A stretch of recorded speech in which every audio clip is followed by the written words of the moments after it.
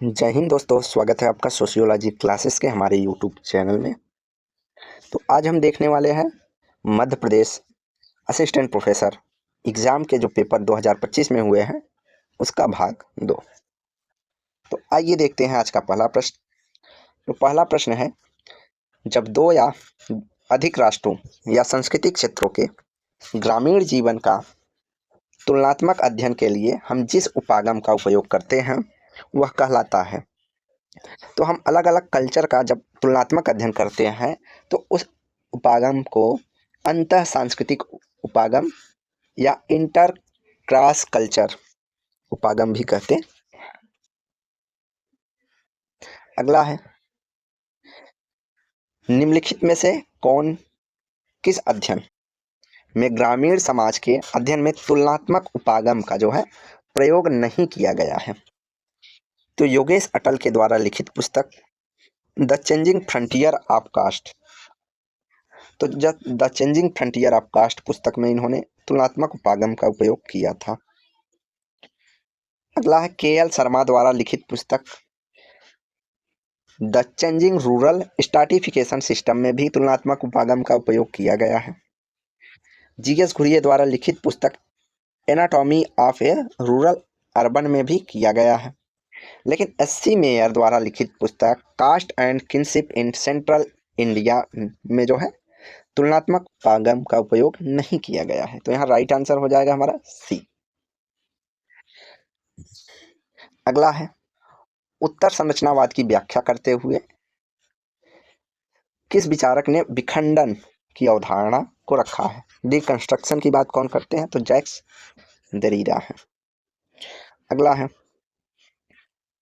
भारत में जनगणना ब्रिटिश भारतीय सरकार द्वारा 1867 से 1872 के बीच प्रारंभ हुई और नियमित 10 वर्षीय या 10 की जनगणना किस वर्ष से आरंभ हुई। तो सर्वप्रथम 1867 में हुआ, लेकिन रेगुलर जनगणना जो हुई थी शुरू हुई भारत में वह 1881 में हुआ।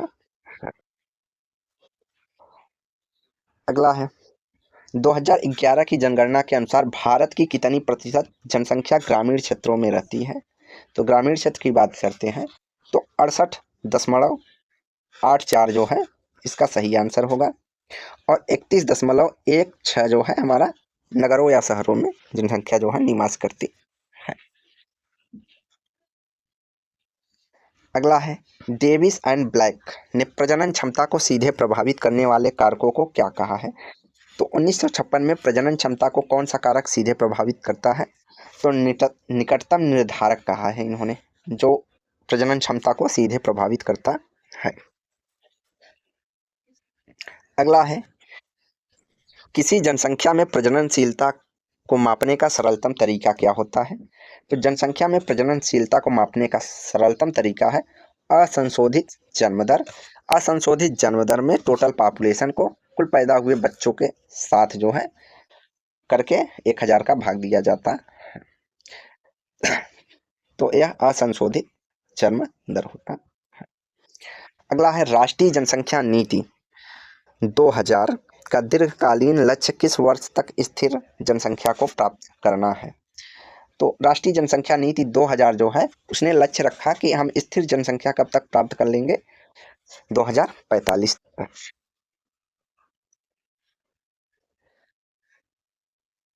अगला प्रश्न है, राष्ट्रीय जनसंख्या नीति 2000 में कितने सामाजिक आर्थिक लक्ष्यों को की जो है रूपरेखा जो बनाई गई थी।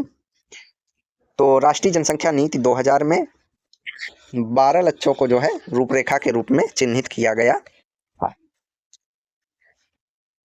अगला प्रश्न है, गर्भ का चिकित्सीय समापन अधिनियम 1971 medical termination of pregnancy act 1971 कब लागू हुआ। तो medical termination of pregnancy act जो है 1 अप्रैल 1972 को जो है लागू किया गया है। अगला है, कौन विश्वास करता है कि बच्चा होने का निर्णय 3 चर जोड़ों दंपतियों की प्राथमिकताएं, इसकी कीमत व्यवस्था और इसके संसाधनों का प्रकार के ऊपर निर्भर करता। तो ये लेटेस्ट क्वेश्चन, अच्छा क्वेश्चन है और लेवल ऐसे ही पेपर का होना चाहिए। तो बच्चा होने का निर्णय 3 चरणों में, जोड़ों या दंपतियों की प्राथमिकताएं, इसकी कीमत व्यवस्था कि भैया बच्चे की कीमत व्यवस्था क्या होगी, उसके लिए क्या संसाधन उपलब्ध हैं क्या नहीं है, इन चीज़ों को निर्भर किया है। तो जोसेफ स्पेंगलर है जिन्होंने ये 3 चीज़ बताई कि बच्चा पैदा करने से पहले दंपति जोड़े प्राथमिकताएं देते हैं, क्या कैसे करना है। अगला है, किस कमेटी ने स्वनियंत्रण उपागम की आलोचना की और जानबूझकर परिवार को सीमित करने की वकालत की है। तो किसने जानबूझकर कहा कि परिवार को सीमित किया जाए, स्वतंत्र, स्वनियंत्रण आदि उपागम की इन्होंने आलोचना की है।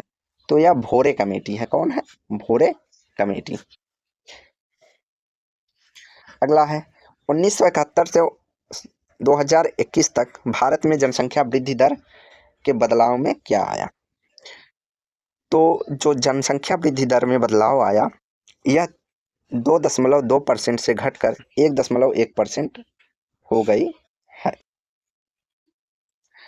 अगला है, मूल समुदायों के सशक्तिकरण की प्रक्रिया जो आर्थिक संसाधनों के स्वामित्व और प्रबंधन में प्रजातीय असमानताओं को कम करती है, उसे क्या कहलाते हैं। तो मूल समुदाय, तो मूल समुदाय को हम स्थानीय समुदाय भी कह सकते हैं।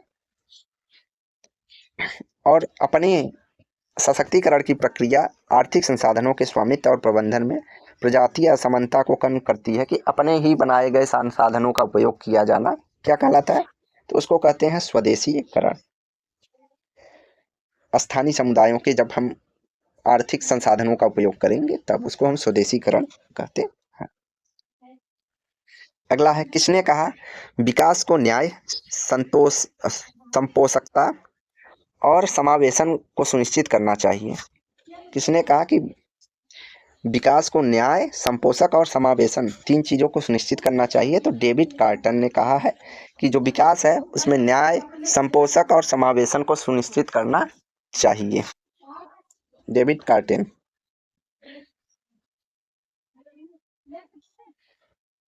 अगला है, संपोषक धारणी विकास के लिए संस्कृति का तर्क किसने के द्वारा विकसित किया गया है। तो संपोषक धारणी विकास में संस्कृति का तर्क किसने विकसित किया है। तो स्टावेन हेगन ने जो है संस्कृति के तर्क को संधारणी विकास या संपोषक विकास के लिए विकसित किया है। अगला है, निम्नलिखित में से किसने आधुनिकता के 4 आधारभूत संस्थाओं पूंजीवाद, उद्योगवाद, निगरानी क्षमताओं और सैन्य शक्ति आधार पर परिभाषित किया है। तो एंथनी गिडिंग्स है। ये मोस्ट इंपॉर्टेंट क्वेश्चन है, लगभग हर दूसरे एग्जाम में यह क्वेश्चन पूछा जा रहा है। एमपी हो गया, राजस्थान हो गया, असिस्टेंट प्रोफेसर का हो गया, यूजीसी नेट हो गया, सभी में ये क्वेश्चन लगभग रिपीट होता ही है, मोस्ट इंपॉर्टेंट है। अगला है, निम्नलिखित में से कौन सा एक भारत में गरीबी का कारण नहीं है। तो समावेशी आर्थिक वृद्धि का अभाव है भारत में, ये हो सकता। तीव्र जनसंख्या वृद्धि, ये भी है। बेरोजगारी और अल्प रोजगार, ये भी है। भूमि सुधार का क्रियान्वयन, ये जो है हमारा गरीबी का कारण नहीं है, क्योंकि भूमि सुधार क्रियान्वयन में ऐसे व्यक्तियों को जमीन दी गई जिनके पास जमीन नहीं थी।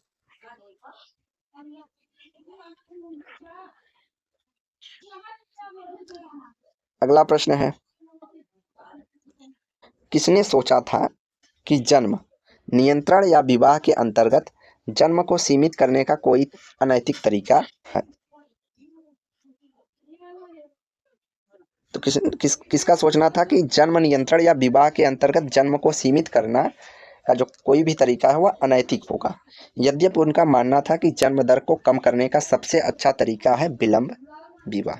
मतलब इन्होंने कहा जो भी हम प्रजनन रोकने के लिए, सीमित करने के लिए तरीके अपनाते हैं, जैसे उसको इन्होंने अनैतिक माना है। जैसे दवाइयाँ लेना, ये सब चीज़ें अनैतिक माना है। लेकिन कहा कि अगर हमें रोकना ही है, जनसंख्या कंट्रोल करना है जन्म, तो हमें लेट या विलंब विवाह करना चाहिए।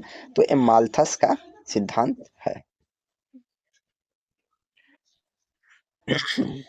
अगला है, किसने कहा कि उत्तर आधुनिकता अराजकतावादी इच्छा के समान है जो इतिहास के सातत्य को विस्फोटित करना चाहती है। कुल मिला जुलाकर उत्तर आधुनिकता की आलोचना किसने की है। तो ये जुर्गेन हैबरमास थे जिन्होंने उत्तर आधुनिकता की आलोचना की कि जब यह आएगी तो और ज़्यादा अराजकतावादी इच्छा लाएगी और विस्फोट कर देगी। इन्होंने आधुनिकता को एक अधूरी परियोजना कहा कि आधुनिकता अभी पूरी तरह से आई नहीं, तब से लोग उत्तर आधुनिकता की बात करने लगे। तो ये उत्तर आधुनिकता के विरोधी और आधुनिकता के विकास के समर्थक थे। निम्नलिखित विचारकों में से किसने जनसंख्या पर अपने विचार नहीं दिए हैं? तो जनसंख्या पर विचार करते हैं कन्फ्यूशियस, प्लेटो, अरस्तु, लेकिन डेकार्ट जो है नहीं देते हैं। अगला है निम्नलिखित में से किसने सकारात्मक जांच कारक जो मृत्यु दर बढ़ाते हैं और निवारक जांच। तो सकारात्मक जांच और निवारक जांच की जो कारक प्रजननशीलता को घटाते हैं की बात किसने की है? तो सकारात्मक जांच और निवारक जांच की बात करते हैं माल्थस। कौन? माल्थस। अगला है बहुविध आधुनिकताओं की अवधारणा किसने प्रतिपादित की है? तो ये आइजेन स्टैंड हैं जिन्होंने कहा कि बहुविध आधुनिकताओं की धारणा। इन्होंने कहा कि आधुनिकताएं अलग अलग जगह पे अलग अलग समय और अलग अलग तरीके से आई हैं, अलग अलग कारणों के कारण आई हैं, तो उसी को बहुविध आधुनिकता कहा है। अगला है निम्नलिखित में से किसने अर्जित परिस्थितियों के रूप में वर्गीकृत किया जाएगा? अर्जित स्टेटस कौन सा है? तो लिंग, आयु, जाति हमारा प्रदत्त है, लेकिन वैवाहिक साथी हमारा जो है अर्जित है। अगला है समुदाय का या के मुख्य आधार क्या है?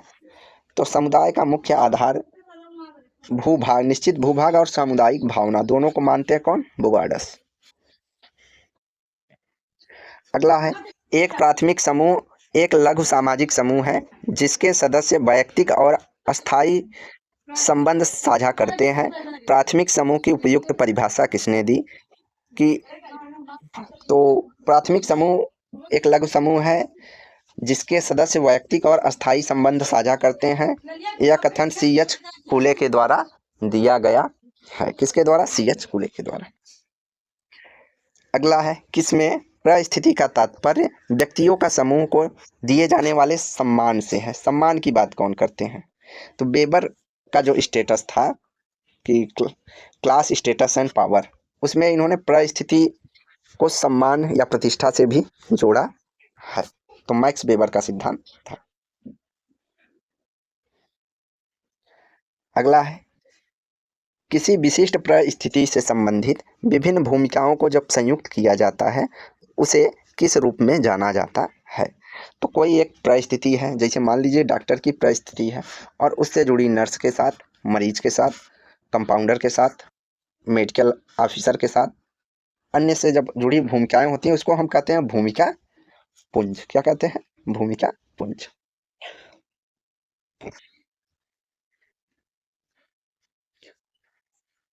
अगला है निम्नलिखित में से उस परिप्रेक्ष्य को पहचानिए जो हमें अपने जीवन में अवसरों और बाधाओं को देखने में मदद करती है। तो किसके माध्यम से हम अपने जीवन में अवसर और बाधाओं को समझते हैं? तो समाजशास्त्री परिप्रेक्ष्य है।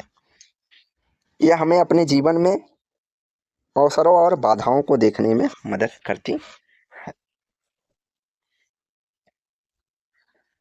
अगला है what is sociology in introduction to the discipline and profession नामक पुस्तक के लेखक कौन है? तो व्हाट इज सोशियोलॉजी जो पुस्तक है यह एलेक्स इंकल्स की पुस्तक है। किसकी? एलेक्स इंकल्स की। अगला है समाजशास्त्र को संस्थाओं के विज्ञान के रूप में किसने परिभाषित किया है या संस्थाओं के विज्ञान के रूप में परिभाषित किया जाता है? यह स्टेटमेंट किसका है? तो यह स्टेटमेंट है दुर्खीम। इनके अलावा इन्होंने समाजशास्त्र को सामूहिक प्रतिनिधानों का विज्ञान और समाजशास्त्र सामाजिक तथ्यों का अध्ययन करने वाला विज्ञान है, ये दो अन्य डिफिनेशन भी दिया है दुर्खीम ने। अगला है किसी समाज के सदस्यों द्वारा निर्मित विचारों की अमूर्त दुनिया है दूसरी, और कौन समाज के सदस्यों द्वारा निर्मित मूर्त वस्तुएं हैं? तो अभौतिक वस्तुएं संस्कृति जो है हमारी समाज द्वारा निर्मित विचारों की अमूर्त दुनिया हो जाएगी, और दूसरी ओर भौतिक संस्कृति जो है वह समाज के सदस्यों के द्वारा निर्मित मूर्त वस्तुएं हैं। तो राइट आंसर यहाँ हो जाएगा बी। यहाँ पे अभौतिक आएगा और यहाँ पे भौतिक संस्कृति आएगी। अगला है, निम्नलिखित में से किसको मानदंडों के प्रकार के रूप में वर्गीकृत नहीं किया जा सकता? कौन मानदंड में शामिल नहीं किया जाता? तो लोक रीतियां, लोकाचार होंगे, तथा नैतिकता एवं धर्म शामिल होगा। फैशन और धुन को बीर स्टीड ने जो है मानदंड माना है। विश्वास, प्रवृत्ति और आदतों को नहीं माना जा सकता मानदंड। किसको? विश्वास, प्रवृत्ति और आदत।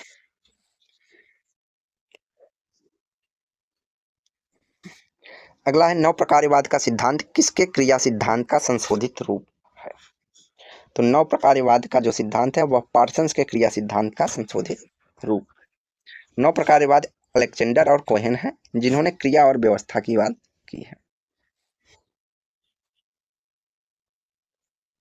अगला है, अपराध एक है।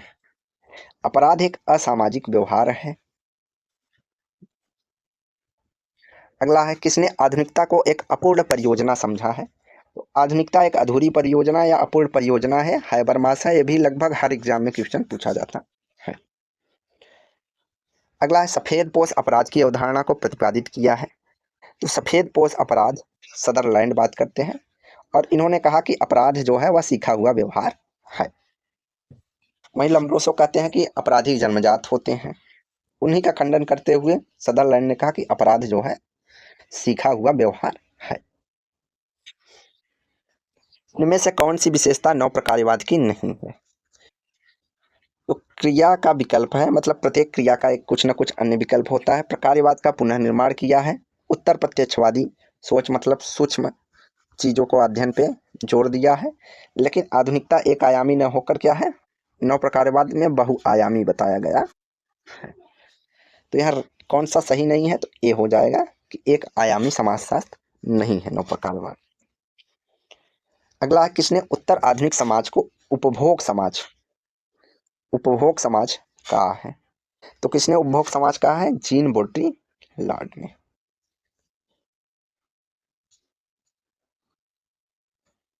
अगला है, नव प्रकारवाद की अवधारणा किसने दी है?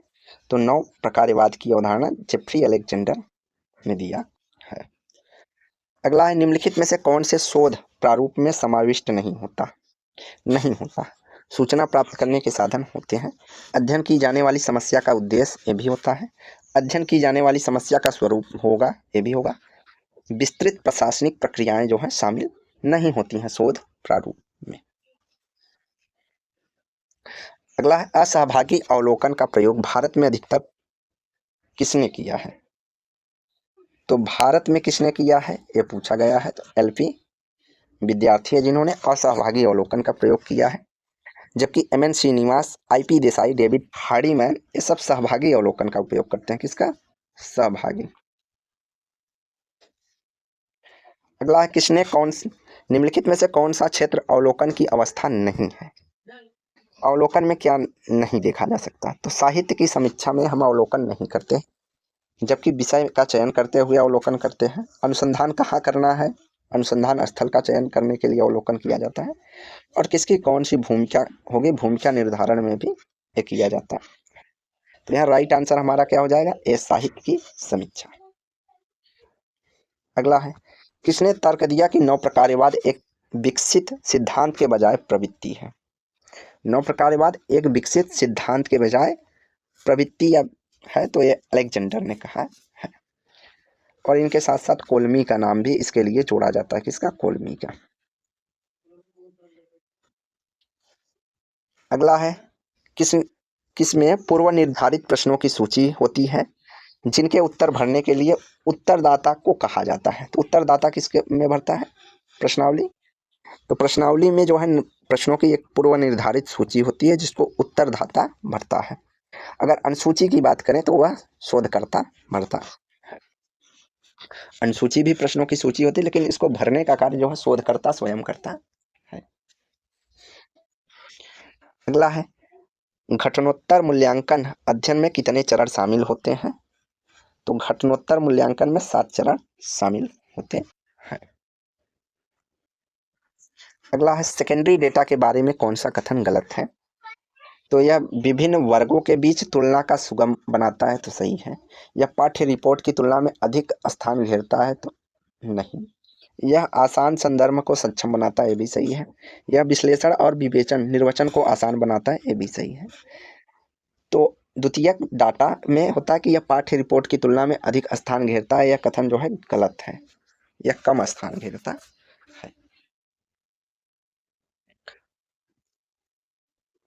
अगला प्रश्न है, विलियम फुट वाइट द्वारा किया गया स्ट्रीट कॉर्नर सोसाइटी का अध्ययन जो है the social structure of an Italian slums और अमेरिका में यह अध्ययन हुआ था। कहाँ पे? अमेरिका के इटालियन स्लम्स में का अध्ययन किसने किया था? विलियम फुटे वाइट ने। और इसमें इन्होंने प्रतिभागी अवलोकन या सहभागी अवलोकन किया है। अगला है, कौन सी सैंपल का आकार के आवंटन का निर्णय लेने की विधि नहीं है? तो सैंपल हम असमान आवंटन नहीं है, इनके अलावा अनुपातिक आवंटन होता है, नियमन आवंटन होता है और अनुकूलतम आवंटन होता है।